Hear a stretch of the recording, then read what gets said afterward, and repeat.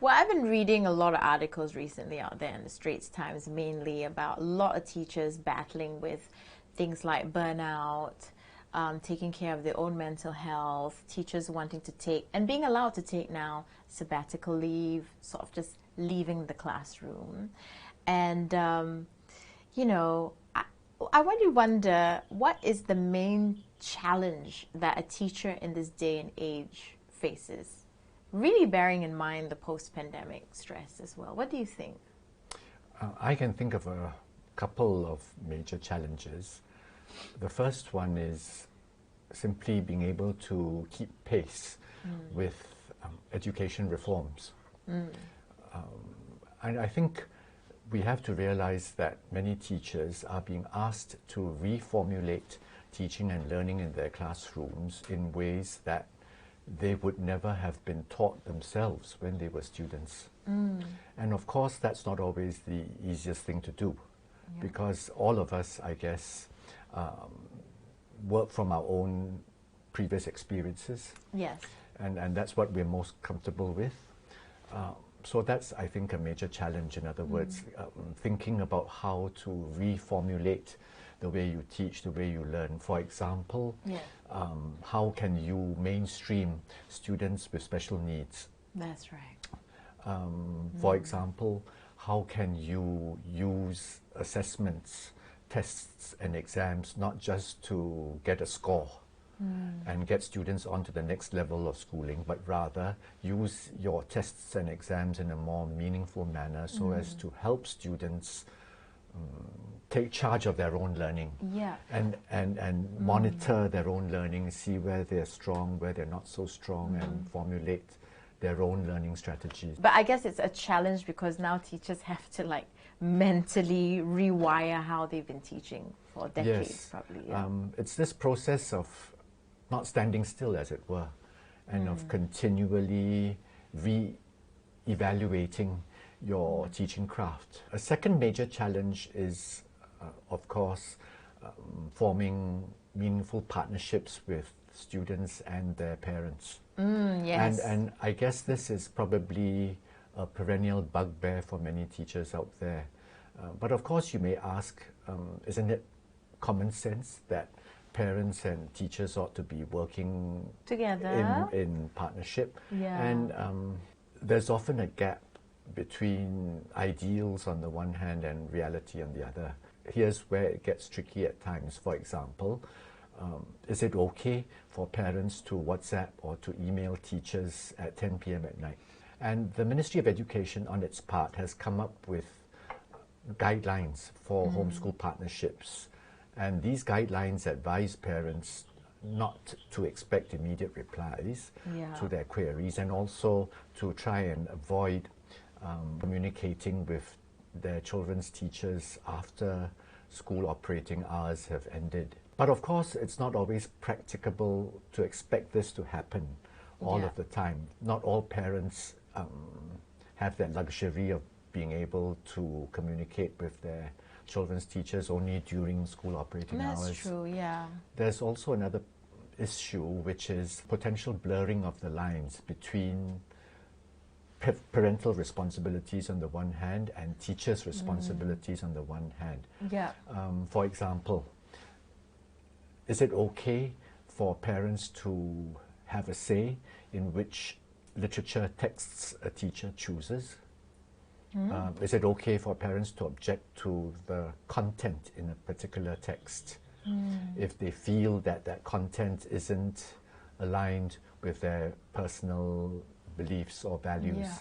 And at the same time, from the other side of the coin, is it okay for teachers to be constantly advising parents to make sure that their children complete the assigned homework? So some teachers have this habit of sending daily WhatsApp reminders to parents. Here's the homework I've assigned for the day. Please make sure it's done. Here's how I want it done. Yeah. And of course, one potential danger of doing that is that you have parents who over-rely on the teacher's daily reminders instead of assuming that responsibility themselves. Yeah.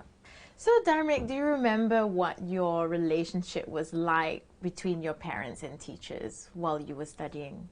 Okay, for my mother and my teachers, that's usually the interaction. It's usually my mother telling the teacher to back off. It's like, as in, like, if I don't do my homework, what the hell? As long as I don't, like, do bad things in school, it's fine. So that's where my mother stood, where it's like I should enjoy learning instead of like slaving through learning. Yeah, I But can imagine. on the other hand, what I've heard about the 10 p.m. and like sending daily reminders, that's harassment. That's just harassment. I had someone every day messaging me, telling me what my child has to do for homework. I'm like, that is something that my child should learn to be responsible over, not Yeah, me. exactly. And own up to it in class if you haven't done your homework. But it's interesting now that we have these changing relationships. What do you think, in a nutshell, are the positives and negatives of this relationship now between parents and teachers? A definite positive has been the sheer speed with which communication can now take place. And that's been very helpful, for instance, in terms of updating parents about COVID emergency measures, about school closures, and so on. But of course, it's also a double-edged sword. It's precisely this immediacy Yeah. that's related to social media that causes all of us problems at times. You're always kind of negotiating that line of, I want to care for you and your well-being, and I know you need an answer to your assessment, but I need to also care for my mental well-being, right? Yes. And I'd like to follow up on what you've just said. You've mentioned a very key word, which is care. And teaching, to a very large extent, is about care. And that can also be a hidden danger because of how it raises expectations of what you're supposed to do as a teacher in order to demonstrate how caring you are. Yeah. So why can't you answer my late night message? I mean, if you were really caring, you would, wouldn't you? All right, so discipline is something as well that has changed over time. I mean, I think I understand that, disciplining your child, teachers and parents were on the same page about this maybe a decade ago. But it seems that, and I'm not sure if I'm right, so I really want your opinion on this, that there seems to be some conflicting ideas and expectations about how we discipline our students nowadays. What are your thoughts on that? Along with growing parental involvement, of course, comes this growing demand on the part of some parents for a greater say in their children's educational experiences. And this is probably inevitable, especially, as we've already mentioned, with the spread of social media. And that helps news to spread so quickly, for better or for worse. Yeah.